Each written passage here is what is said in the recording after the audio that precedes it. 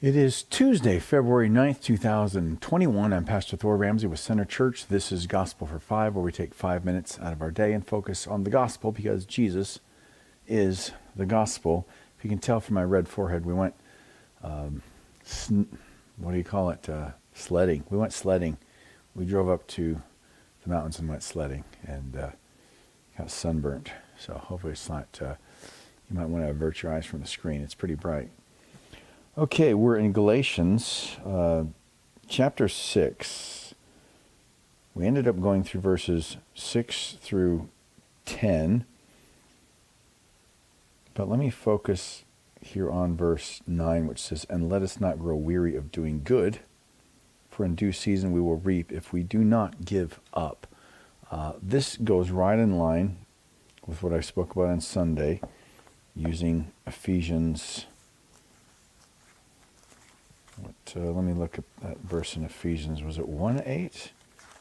Let's see here. Or 6. I think it was. Let me look. 6:8. Yes.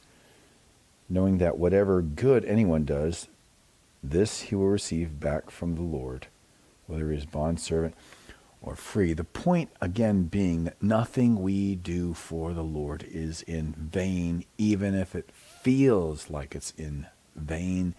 If it's for Jesus, if it's about him and who he is and how he can help other people, how he can lift our faith in who he is, it's never in vain. If it's about the truth that he's revealed to this world, it's never in vain. Nothing we do.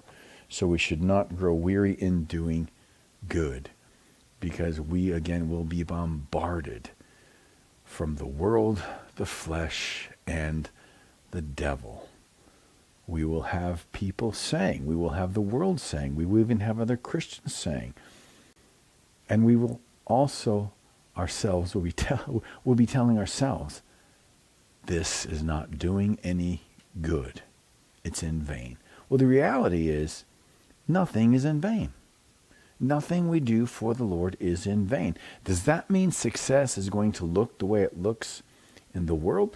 Definitely not. If we think that, then we have a worldly perspective. We have what I talked about on Sunday, we have an earth now.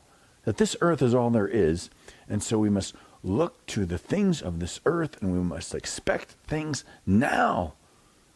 But we have a Jesus always perspective, meaning we have an eternal perspective. So whatever we do is for Jesus always. Now, whether we receive those or see those results now or later, they're about Jesus always. But we will see results either now or later if we do not grow weary of doing good. For in due season we will reap. Now, this is a biblical perspective. In due season means that season could be in this life. That season of reaping could be in the next life. Because at the judgment, we will have rewards for every good thing we do, as Paul wrote in Ephesians. So we should not grow weary of doing good, for in due season we will reap if we do not give up. So let me read this in context again. "Let the one who is taught the word share all good things with the one who teaches." All right, so again, that's just another biblical teaching that the one who preaches the word should make his living from the word. Paul talks about that, even though Paul said to the Thessalonians, even though I could demand this of you, I don't. So Paul was a tent maker. He was bivocational. So there are a couple different ways, and they're both biblical. "Do not be deceived. God is not mocked. For whatever one sows, that will he reap. For the one who sows to his own flesh will from the flesh reap corruption." Again, remembering, as we went over last week, that the theme of Galatians is grace plus nothing. That's salvation. So we don't add our flesh to it. We add nothing to it. Circumcision, baptism, nothing. We add nothing to the gospel. Otherwise, we're reaping from the flesh. "But the one who sows to the Spirit will from the Spirit reap eternal life. And let us not grow weary of doing good." We have eternal life. That should bolster our spirits. That should give us joy. What really defeats us is when we have a really bad day spiritually. and then we are down, and the type of bad day that makes us feel self-hatred.